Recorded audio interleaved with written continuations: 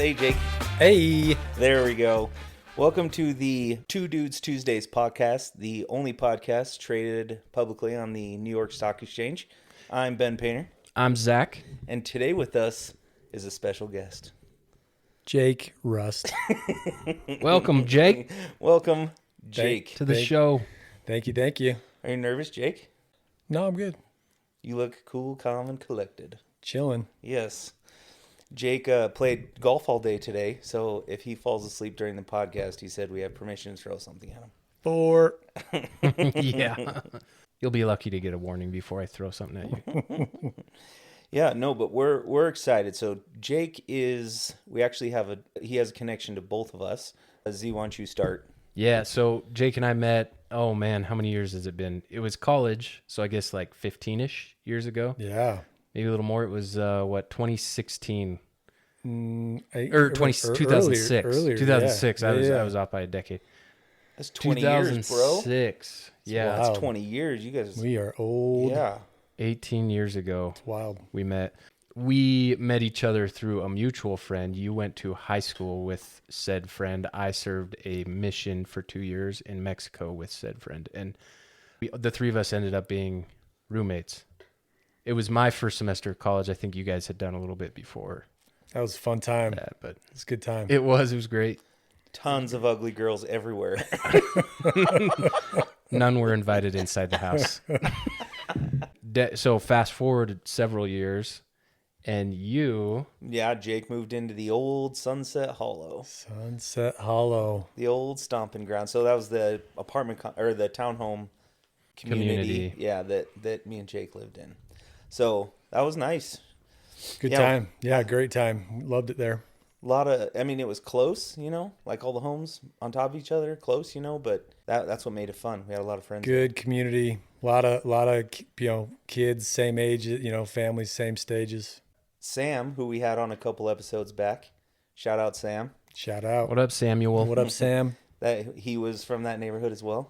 That's right. Also, speaking of which, a little tangent here. Did you know you knew Tyler and Ty? Sorry, I call him Ty and Maylee, right?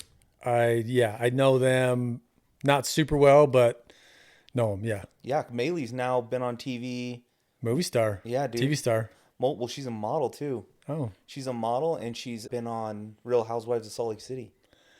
Yeah, I heard that. And, little backstory with Ty, he actually was best friends with my sister's husband in high school. Oh, so really? Kind of a weird connection. But yeah, every time we see each other, we're like, hey, Aaron. Yeah, anyway. Dude, I love Ty. He's a good dude, though. Yeah. I like Ty. And Maylee, the cool thing about Maylee is, like, she's, this model who's incredibly likable. And I'm like, if you're going to go on the show, just make sure these other people don't rub off on you. Because I've always liked her. Like, even though she's like, so gorgeous and this model, she's just down to earth and kind. And I'll be honest, I don't think I ever spoke with her, but. Well, they were the house in front of us. Yeah, so they were like right all across the street time. from us. Yeah. This sounds cool. For those of us who don't know either of them. No, you should know her. She's famous, dude. Yeah, she's. Come on, Real Housewives? On the top of my list of TV shows, let's see. Yeah. Top three. Let's see. Sex in the City. Yes. Real Housewives of Salt Lake City. Desperate. Yeah. Yes. I just haven't gotten to it yet. Okay, that's what it is. Yeah. You want to watch all the episodes at once instead of having to binge. Catch up. Yeah. That's right. Yeah, but anyway, so crazy though. It's weird seeing a friend on TV. Oh, I'm sure. Yeah. Okay, so enough, here we are. We've come full circle. Ben knows Jake. I know Jake from two different eras. And now we are the three best friends that anyone could have.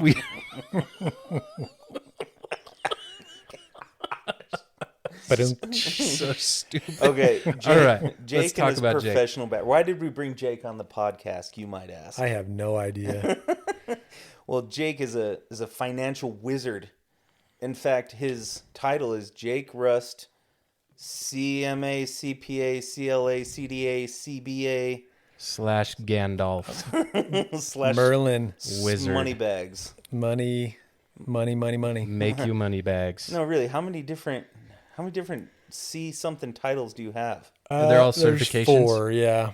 Four There's 4. certifications. Mm-hmm. You should sign your name like that whenever you can. Yeah. It's sometimes I wonder if it's silly to have all those. It's kind of like pretentious, maybe coming across pretentious, but yeah, no, I spent a lot of time trying to hone in the craft, and yeah. Well, but you good. want to be you want people to believe in what you're doing. So Yeah. Qualified. What I do, a lot of it is trust. Like people, they have to trust what you do. So you would say you're a personal finance. Wealth manager. Yeah, What would you certified say? financial planner, wealth manager. Yeah, and the other thing that I really like about Jake too is he's also very dialed into like the mostly Utah County community, but just like seems to know the happenings of what's going on both in the entrepreneurial world and the finance world. And it's always cool to hear from him. So he's gonna share some super secret things about a lot of people. Top secret. Top secret. Yeah. Listen in, lean in. Tell us a little bit about what you're doing right now, because you've got a few plates spinning. It took a while to build it and get it to where it is now, but tell us a little bit about your businesses and what you're doing. Yeah, so started my career just out of college. I was at BYU and then did an internship at a big box firm, and enjoyed it. Was there for about 10 years. Just turned into a career, but then I had the itch to go out on my own. And so I broke away and started my own firm, and we're, completely independent, which I love that aspect of. Dude, shout out to the firm. Don't be shy. Yeah, what's the name? Yeah, name is Hudson Oaks Wealth Management. Yeah, I believe in being focused on the client and independent and not tied to any, products or anything like that. And so we can really customize a plan for whoever we're meeting with, whoever we're serving. So Any financial nuggets for us here in this Utah economy? Yeah, nuggets. Less people invest right now. No, I think there's a lot of, anytime you're looking to invest, there's risk and people get nervous, and part of my job, it's funny, sometimes I feel like I'm a therapist, more than an advisor, talking people off the edge, or just kind of giving them perspective. But yeah, I think the biggest thing that we try to do is understand what the goal is with the money, right? Like if someone says, hey, I've got 50 grand or 100 grand or whatever, or $5 even, what are we trying to do with that money? And I think once that gets clear, then it kind of focuses what options would make most sense for them, right? And so if it's short term, like, hey, I might be needing this money, in the next 6 months, well, we're definitely going to do build a strategy that's completely different than someone that's like, hey, this is for retirement, And so we do a lot of that, like talking it through, getting clarity on what the goal is, and then building a plan. And then trying to keep people to that plan. That's the challenge. Right? Yeah. Like reminding them of like, hey, remember we talked about, like, is this still important to you? This is the purpose behind what we've set up. And if it's not, that's okay. This is obviously, their money, and, goals change, but having a specific game plan with your dollar, like each dollar's got a job, right? Like, some dollars don't need to be growing at 20% or 15 or 5, whatever, if they're serving a purpose, right? If it's an emergency fund, it's okay. And just helping people understand that and have clarity around what the job of that dollar is, I think that's important. For both people who are not, if somebody listening who does not have a wealth manager, personal advisor, personal financial advisor, both that situation and people who are investing with you, what are the most common pitfalls when it comes to essentially, financially planning for the future? Yeah, I think, I can't give like specific advice, but just like generally speaking, I think Fiduciary speaking, I think, putting yourself in a, like overextending yourself, obviously, if you're mortgage payment is more than it, should be, then, that's going to be a burden you're going to carry for a long time. And it's going to be tough to get out from that. Or, that new car that you feel like you need, I think there's a, keeping up with the Joneses, I think is, a common thing. We actually have interesting. We have a podcast titled "Keeping Up with the Joneses." We did an episode on that. Yeah, no, that's a thing though. I mean, there's been many times where I've met with people who look the part, like they have it all made, but when you pop the hood, quote unquote, they're racked with a ton of debt and they're just fighting to keep it all going, and I think like they have scabies.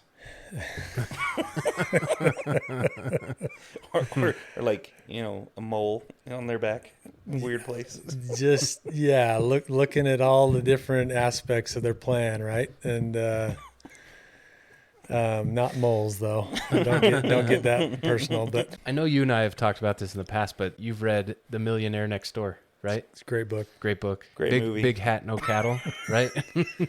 Yeah, big hat, no cattle. People, there's a lot of people out there that kind of they play the part, but they don't actually play the part. Yeah, they look the part. Yeah. No, that's pretty common actually. Which people do their thing, live how they want to live. But I think from a financial freedom perspective, you just gotta be careful and be smart and not overextend yourself. And it's funny because me and Zach couldn't be more different in the way we do things. And I wish I was more like Zach. He's smart with his money. I'm not. You're doing just fine. Doing great. You have one of the greatest wealth advisors from the Hudson River to the Thousand Oaks, California. So Jake, you've got some famous family members yourself, right? I mean, first we've got your grandpa, who was on the Netflix podcast, Netflix Murder Among the Mormons. Yeah, Murder Among the Mormons. Yeah, kind of a crazy story.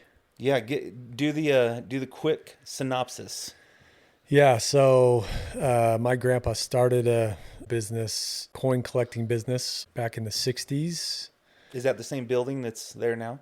No, he kind of moved around, throughout the years, but he became pretty well known in like the Mormon gold and Mormon paper money, space. He wrote a book actually and became well known, and he was introduced to Mark Hoffman, and they actually dealt with each other, business wise, became friends actually. Mark Hoffman was the guy that in the show that had sent bombs to people and, was the, professional forger of documents. Forged a lot of artists. Con artist, exactly. Forged a lot of Mormon documents. Yep. Then ended up trying to kill somebody Killed two people. Oh, he did kill them. Killed two people, which is unfortunate. And then the bomb that went off that ended up, causing him to be caught. I don't know how true this is, but he dealt closely with my grandpa, and some feel like that bomb was meant for my grandpa actually, which is kind of wild to think about. But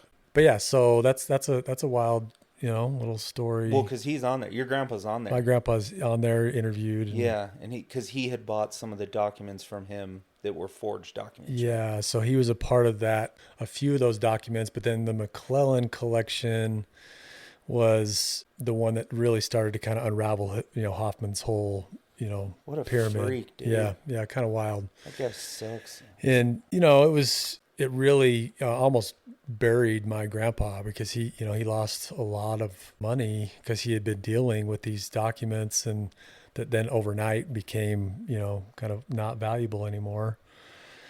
And so it really tore him up just to be betrayed that way. And it took him a number of years, but he actually, it's kind of a cool thing, something that stands out for me, like a lesson learned, just life lesson. It wasn't until he went down to the prison and like face to face said, "Hey, I forgive you," kind of like made amends, like personally, just for himself to kind of move on from the whole ordeal. To Mark, he went and spoke. He with went Mark and looked him, while he was in jail, and just said, "Hey, I'm moving on, man. Like, I'm forgiving you. I'm done." Like, Wow. and that almost like released this like poison that he had been carrying for so long, because it was such a drastic thing for him. So anyway, that was a cool, for me, being the grandson, learning from my grandpa, cool story that I've carried with me, trying to live. Is Mark Hoffman still alive? Dude, I don't know. I don't know for sure. He may have passed away. Is your grandpa still alive? Grandpa's still alive, actually. 94. Didn't he end Oh up my killing gosh. himself with one of the bombs or something? No, the bomb went off on him, but he got injured, but it didn't. That kill was him. under the seat of his car, right? Yes, it was in his car. Spoiler alert. Yeah. But it happened in the 80s, so your fault if you don't know already. Just kidding. I didn't know until like a year ago when I saw the documentary. Yeah. It's kind of a crazy story. Really, really cool experience from your grandfather, looking at the good side of things there and getting past that forgiveness and that sort of thing. That's cool. Yeah. There's kind of more to the story, right, with the business. Yeah. Down the road a little bit. So Yeah. what happened after your grandpa? Like, did he pass the torch to the next generation? What happened there? Yeah. So after that whole ordeal, they kind of, were able to get out from underneath some of the financial, disruption that Hoffman caused. And then my grandpa ended up, retiring early 2000s, and my uncle and my dad took over the business. So the business was called Rust Coin and Gifts. And so my dad and uncle were 50-50 partners. And, a few years into that partnership, it went south. My uncle was doing things that weren't ethical. And so my dad, basically forced him to buy him out, or he was going to take him to court. So he bought him out. So they completely separated. Like your dad bought your uncle out? My uncle bought my dad out. And so my dad went down to Provo and opened up his own shop, same kind of business, similar name, Rust Coin and Gift. And uncle's, store in Salt Lake was Rust Rare Coin. So they completely separate, didn't deal with each other, but, kind of had the similar tie just because it's, close in name and same business, same type of business. Well, then speed forward to 2019, my uncle gets indicted by the SEC and big, Ponzi scheme, which is, unfortunate. What's unfortunate is a lot of people it hurt them financially just with what he did. And it tarnished the family name too, which was unfortunate. And my dad had, a couple of years there, between 2019 when it all kind of unraveled for my uncle, where he had to kind of deal with some of that backlash and, people accusing him and being involved, and which he wasn't. It was completely, again, separate. But my dad had a good following of clientele, and people knew him just from dealing with him for so long. And so he was able to weather that storm okay. And then, I ended up buying the store from my dad just this year. So in January, let's give a shout out to Rust Coin and Gifts. Shout out Papa Brian Rust for being awesome and keeping it strong, being honest and dealing with people. Did you keep the same name? No, that was a hard decision, but I ended up rebranding it just because of my uncle's baggage, right? And my dad was old school. He never did any kind of online marketing or anything like that. And so what's it called now? Hudson Oaks Coin? No, it's called Freewater Coin Company. Oh. And that name came from my grandpa who started the business. He grew up in a town called Freewater, Oregon. So it's an homage to him. Homage to him, yeah. Boom. Yeah. I like that. Yeah. So very cool. And is it same location still? Same location in Provo. Dude, next to Burger Supreme. Let's talk about Burger Supreme. Shout out Burger Supreme.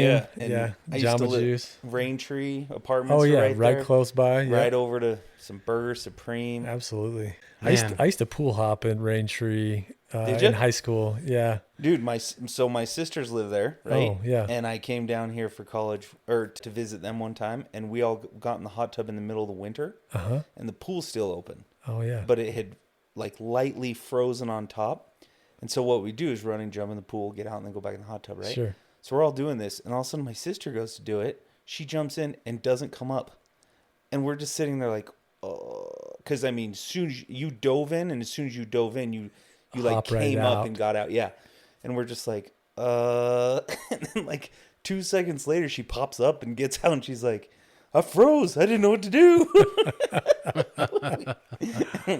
Anyway. Dude, we used to, this story's not true. I'm just sharing stories of other people, but Yes, I've yes. heard, Mine wasn't true either. I've heard that people would jump from the clubhouse roof into the pool. Heard. Kind of sketchy, actually, but Not very also seems pretty fun. Yeah. Seemed. This guy used to sneak into Rage Water Park. Dude, Raging Waters. Raging Waters. Yep. Somehow figured out how to turn on the water too, to the slides. Are you serious? Yeah, middle of the night. That's insane. A quick story, Raging Waters. It got bought, I think, by, was Seven Peaks, or then it got changed or whatever. We went to Raging Waters like right after it got purchased, and they must have been struggling because the water was freezing and like many of the slides were not working. Oh, no. Anyway. They seem like they're always trying to do what they can to keep that place going. It's closed now, right? I don't know. Yeah. Is it closed? Remember there's that video where it has graffiti all over Yeah, it? and like trees and bushes. Yeah. They shut it down. I just remember like trying to convince my kids that this is fun. And it was not. It was not fun. Yeah. They had that one slide where you could jump, like get air. It's a roller off of coaster, yeah. Oh, it's like the double. Straight down and back up, and Yes. the second hump was slightly smaller. Yes. And if you could get your mat off of the slide and kind of dig your elbows and knees in, you could catch air off I the remember second that one being kind of sketch, actually. Yeah. Yeah. And some of the fatter kids wouldn't make it over the second hump. Yeah, right. They have the momentum, man. They were the ones flying to the moon. Yeah, we were. The walk of shame after not making it out. Yeah, You know? you have to get off at the half point. Exactly. Oh, That's funny. I meant to. Anyway, so yeah, and then back to your uncle. So then I ended up leasing a space in Draper, and your aunt and uncle were the owners of the space, which was interesting. Not anymore. Not anymore, no, because they did a music studio out of there. Or something. Yeah. Yeah. It's funny when we went in there, we're like, this place looks like McDonald's. It's a movie studio, so we just gutted it. Wait, was that the one right next to the prison? Yeah. No. Next to the aquarium. Oh, okay. Yeah. Yeah. Yeah. He had several businesses and, you know, robbing Peter to pay Paul kind of scenario, which sucks, not, dude. Yeah, not good.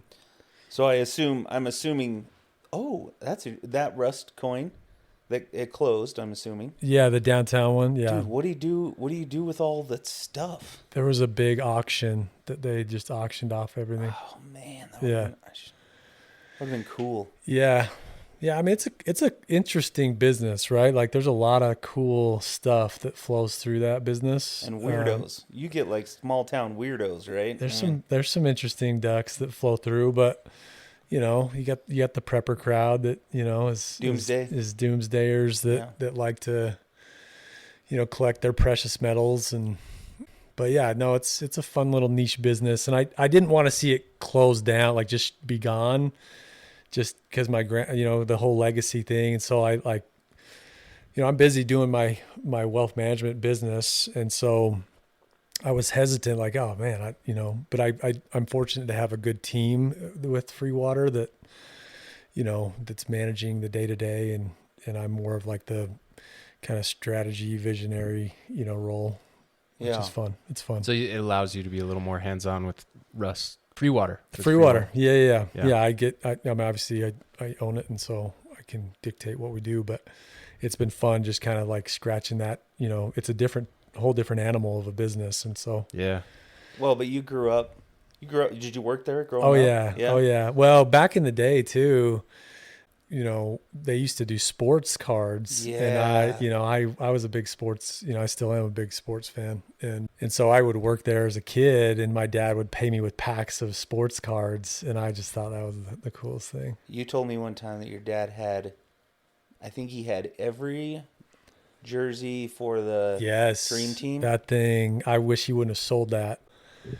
It was the, you know, original Dream Team, 1992, Jordan, Magic, Bird, you know. Each individual. Authentic, game worn, Game worn. signed set, like complete set. He sold it for, I think it was like 10 grand or something. I'm like, dude, now it would be, worth so much more. But just the fact that it was, that's such a cool, memorabilia I would piece. dedicate a whole wall Oh in my yeah, house it was amazing. Yeah. Yeah.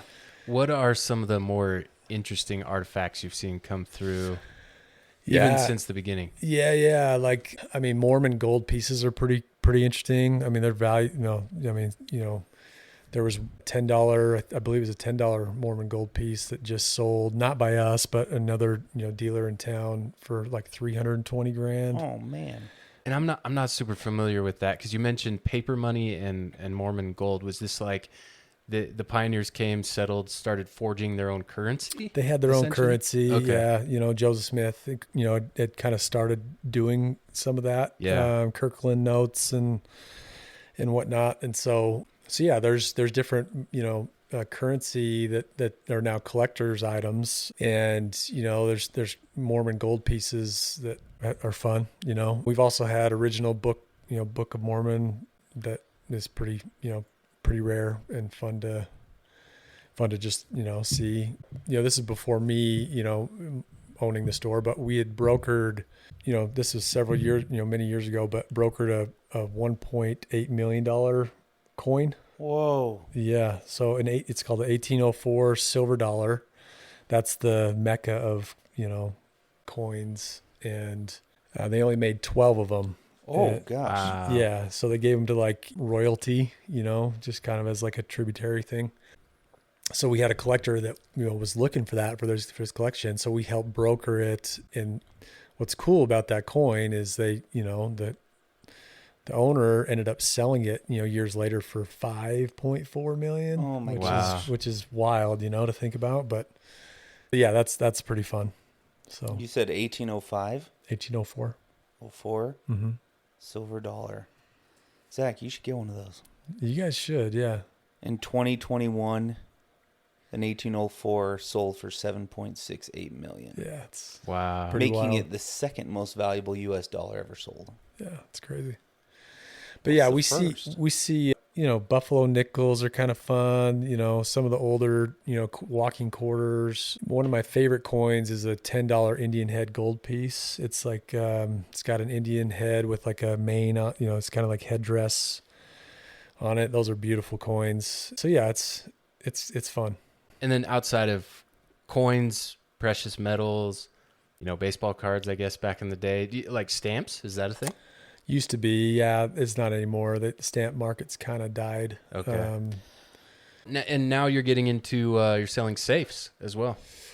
Yeah, again, just kind of trying to think how to cater to the customers of the retail. It's a retail business, Complementary product. Yeah, so that's one that people ask about every now and then. So we've become a dealer, quote unquote, of safes. You should start a safe MLM. Yes. Speaking of that, yeah, let's talk shop. No, but yeah, just trying to think of different ways to. What about other sports memorabilia? What other cool things did you have in there? Again, kind of growing up in enjoying that side of that business as a kid. One of my favorite Christmas presents ever was, I still have it, is Michael Jordan from the free throw line, signed, photo. Dude, yeah. The dunk. Yeah, the dunk. I woke up that, as a kid, you'd get all excited for Christmas, and I woke up early and I was just like floored, like, oh my gosh. I still have that. That was one of my favorite things. Did you have Jordan rookie cards in there? Yeah, there were some Jordan rookies. There was, some of the, older, baseball, kind of heavy hitter cards, rookie cards. What's unfortunate though is that whole business kind of, they oversaturated that too. Ken Griffey Jr. rookie card, Yes. man, ruined everything. Yes. And so my dad, he made a business decision just to kind of get out of that, but that's where he started liquidating and selling off all those cool, things, which is too bad. But What yeah, about it's fun, Beanie Babies? dude. Actually, there was a time where he had some of those in the shop. He had to ride that wave. Shout out- everybody was about that. Shout out to my dad. He is the total entrepreneur. So this is a side tangent, but he bought a comedy club, also just kind of like, again, just trying to dabble in a few things. Yeah, this was when I was in high school. So the comedy club was Johnny B's. It was in Provo. A lot of people, old Provo peeps would know that name. And my dad, like total respect for this, but sometimes we would like not have an opening act. Okay. He would get up and try and sling jokes. way. Yes.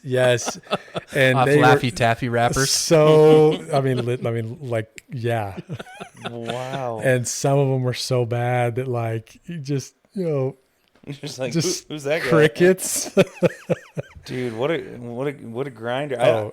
Totally. I've met him a couple times. He's awesome. I have too. When I went into the store, he gave me a free coin book. Oh, 'Cause cool. I was like, I want to get into this. And that was before you took it over, obviously. And he's like, yeah, get into it, dude. He's like, here, you need this book. He just gave it to me. It's awesome. Yeah, no, my dad, he's great. Great role model for me. But yeah, I mean, I look back at like those, I didn't realize, because I was a high school kid, like, oh, my dad just, trying to make it or trying to, show stuff. And, thinking about doing that, now would just, I mean, total props. That's awesome. Yeah. Shout out Jake Dad. Legacy of Brian, entrepreneurship. Yeah. Brian Rust. B Rust. The myth, the man, the Legend. myth, the legend. So, Jake, through all of your entrepreneurial pursuits, what was one of your biggest failures and what did you learn from it? Yeah, that's a good question. I think trying to be someone I'm not, I think is something that I've faced, a number of times. I mean, kind of comparing yourself to other, early on in my financial, advisory career, seeing other guys that were killing it, quote unquote. And I, wanted to be like them and not really, focusing on, being my authentic self. And, realizing that that's why people are, attracted to, what I do is just being true to me, not trying to, fake anything and so, there was, I'm trying to think like specifics, but definitely that has come up, like over and over, and just trying to push against that tendency. It sucks you in this Utah culture. Totally does. I mean, I'm sure it's outside of Utah too, but we're small enough to where there's so much overlap between people, businesses, things. Yeah, totally. And I think too, getting sucked up early on in like the accolades of production, like producing, and maybe, being guilty of selling a product that wasn't the right fit for someone, just because it was, I need to, keep growing and kind of hitting those targets and whatever. You're fired. Yeah. No, I think, I didn't do that much, but like that was, that came up. And what's interesting is I grew in my, my career and became more confident and comfortable in my approach and in my skill sets, realizing that like a lot of, the guys that maybe are killing it and making, a lot of money, I would never want to be that because they, like I won't name names, but I've been in. Name names. I've been in meetings with, advisors that I now compete against and, definitely did not do the client right, but it was more commission focused or more, and they, what's, hard in that business is, from the company kind of looking at the advisors, they're put on a pedestal. Yeah. And like, these guys are who you should be. And like, they're killing it. And, and it's like, dude, I know this guy screwed this, person over because I was there, and anyway, so like trying to battle that. And I think that's been really helpful as I've broken off and been my own shop, that I didn't, I kind of got away from having to worry about that as much. And anyway, so I would say that's probably something that stands out. So you're Love a that. fiduciary and they were just douchiaries. Well said, Ben. Yeah. Coin that. Yeah. Coin that. Hey. Boom. Doo-doom. Freewater Coin that. Freewater Coin that. That was part of your dad's opening act. Doo-doo. Coin that. Well, Jake, I think that man, that was actually really insightful, and I think we're probably where we want to be with time, but appreciate you coming and sharing your wisdom and your experience. So much wisdom. Any parting wisdom for our moms who listen to this? Shout out Tracy. Love you. No, man, this has been fun. You guys are awesome. Yeah, I appreciate you having me on. Thanks, man. So, Yeah. It's been great. It's been great. It's good having you around. bro But, hugs. we don't make any money off this, obviously, even though people are trying to pay us left and right. It's crazy. Of course. Sponsors are just being hurtled at us. But, if let's say someone did want to meet with a financial professional, they just go to hudsonoaks.com. Is that the best thing to do? Yeah, you could go there, hudson-oaks.com, just reach out to you guys. You guys can pass my info along, but There's so many people. I just don't know. It's going to be tough. yeah. We'll have to filter through the 4, but, if one of them reaches out, we'll let you know. What about those dabbling in precious metals? Do you have a website for the Rust coin, Freewater coin? Yeah, freewatercoinco.com. Okay. Yeah. Or just go to the store. The store's fun. Oh, yeah. There's all sorts of cool stuff It's a good vibe. Yeah, it's a good vibe. out there in Provo. Yeah, in Provo. It's hard not to, I really wanted to dive into it hard, Yeah. but it's like collecting anything else, you got to be smart about how you collect. For sure.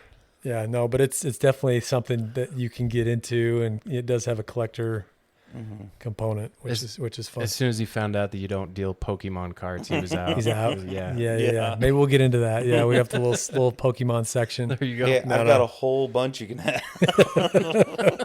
That one didn't pan out. Nope.